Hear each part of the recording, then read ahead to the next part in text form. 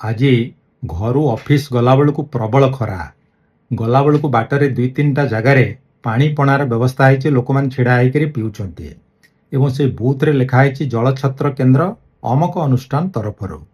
ଖରାଦିନେ ଏଇ ଗୋଟେ ଭଲ ବ୍ୟବସ୍ଥା ହେଇଛି, କିନ୍ତୁ ଶୀତଦିନେ ମଧ୍ୟ ଅନେକ ଲୋକ ଶୀତବସ୍ତ୍ର ବା କମ୍ବଳ ନେଇକି ଗରିବ ଲୋକମାନଙ୍କୁ ଦେଇଥାନ୍ତି, ଫଟୋ ଉଠେଇଥାନ୍ତି, ଭିଡ଼ିଓ କରିଥାନ୍ତି, ସୋସିଆଲ ମିଡ଼ିଆରେ ପୋଷ୍ଟ ମଧ୍ୟ କରିଥାନ୍ତି।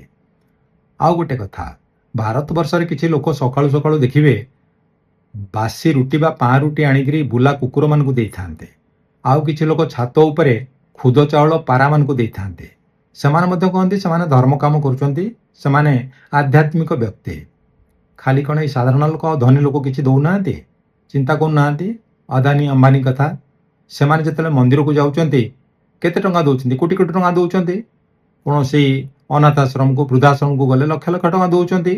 ତାଙ୍କର ଏଇ ଯେଉଁ ଦାନ କାମଟା ମଧ୍ୟ ଭିଡ଼ିଓ ରେକର୍ଡିଂ ହୁଏ, ବିଭିନ୍ନ ଟିଭି ଚ୍ୟାନେଲରେ ପ୍ରସାରଣ ହେଇଥାଏ ନା ନାହିଁ? ହେଇଥାଏ। ଲୋକମାନେ ଭାବିଥାନ୍ତି ଏମାନେ ହେଉଛନ୍ତି ଧର୍ମର ଅବତାର। ତେବେ ଭାରତରେ ଯିଏ ଦାତା, ଯିଏ ଦାନ କରେ, ତାର ମାନସିକତା କ'ଣ? ତାର ମାନସିକତା ହେଲା ତାର ସ୍ୱାର୍ଥ। ଆପଣ କହିବେ ଆରେ ସେ ଦାନ କରୁଛି, ଗୋଟେ ପୁଣ୍ୟ କାମ କରୁଛି, ଆଉ ପୁଣି ତାର ସ୍ୱାର୍ଥ କ'ଣ? ୟେସ୍, ତାର ସ୍ୱାର୍ଥ ହେଲା ଏଇ ପୁଣ୍ୟ ଅର୍ଜନ। ତାର ଆକାଉଣ୍ଟରେ ପୁଣ୍ୟ ବଢ଼ିବା ଦରକାର, ସୋ ଦ୍ୟାଟ୍ ସେ ଯେତେବେଳେ ମରିବ ସେ ସ୍ୱର୍ଗରେ ସ୍ଥାନଟିଏ ପାଇବ। ତାର ସ୍ୱାର୍ଥ କ'ଣ? ନିଜର ପ୍ରଚାର, ନିଜର ପ୍ରସାର। ତାର ସ୍ୱାର୍ଥ କ'ଣ? ତାର ନିଜର ବେପାର। ତାର ସ୍ୱାର୍ଥ କ'ଣ? ତାର ନିଜର ଆଧ୍ୟାତ୍ମିକ ଅହଙ୍କାର। କିନ୍ତୁ ଏଇ ଜିନିଷଟା ଆପଣ ବିଦେଶରେ ପାଇବେନି। ଇଟାଲୀରେ ଗୋଟେ ଦାନ ପ୍ରଥା ଅଛି, ତାକୁ କୁହାଯାଏ କଫି ସସ୍ପେସୋ, ସସ୍ପେଣ୍ଡେଡ୍ କଫି। ଆପଣ ଜଣେ ଧନୀ ବ୍ୟକ୍ତି, ଆପଣଙ୍କ ପାଖରେ ପଇସା ଅଛି, ଆପଣଙ୍କୁ ପିଇବାକୁ ଇଚ୍ଛା ହେଲା କଫି। ଆପଣ 2ଟି କଫିର ପଇସା ଦେଲେ ରେଷ୍ଟୁରାଣ୍ଟ ମାଲିକକୁ। ଗୋଟିଏ ପିଇଲେ, ଗୋଟିଏ ଛାଡ଼ି ଦେଇକରି ଗଲେ।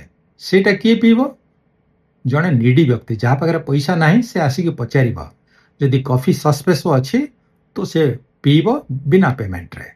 ତେଣୁ ଏଠି କିଏ ଦାତା କିଏ ଗ୍ରହିତା ପରସ୍ପରକୁ ଜାଣନ୍ତି ନାହିଁ।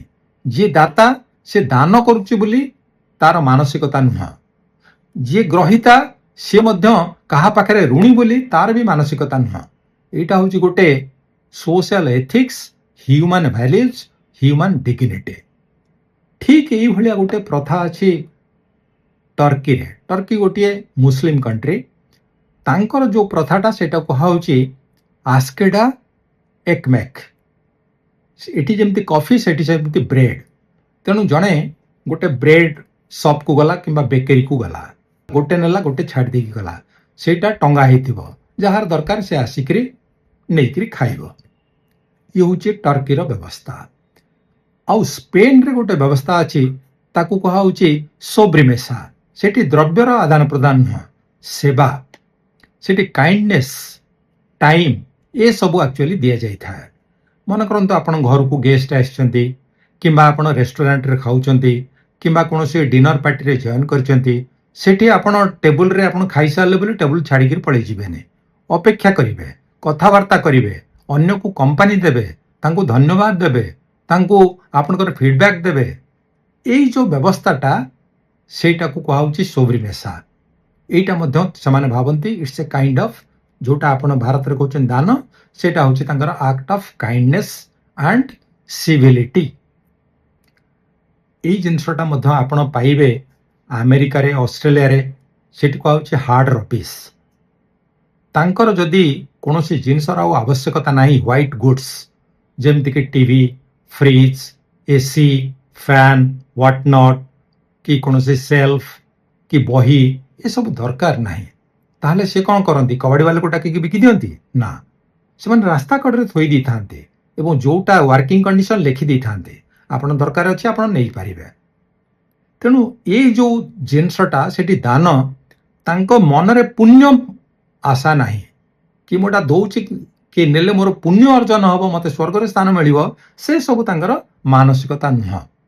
ଏଇଟା ତାଙ୍କର ହେଉଛି social ethics, civilised value, human values, human dignity.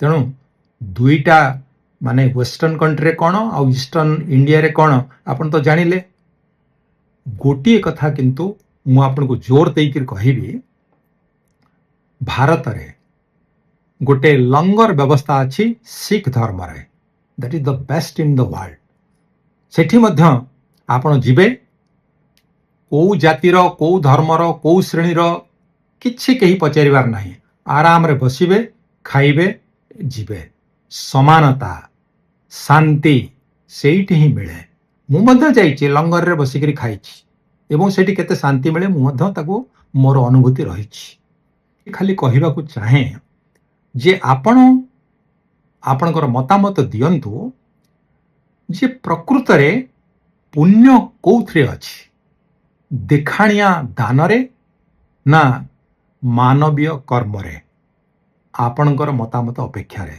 धन्यवाद नमस्कार।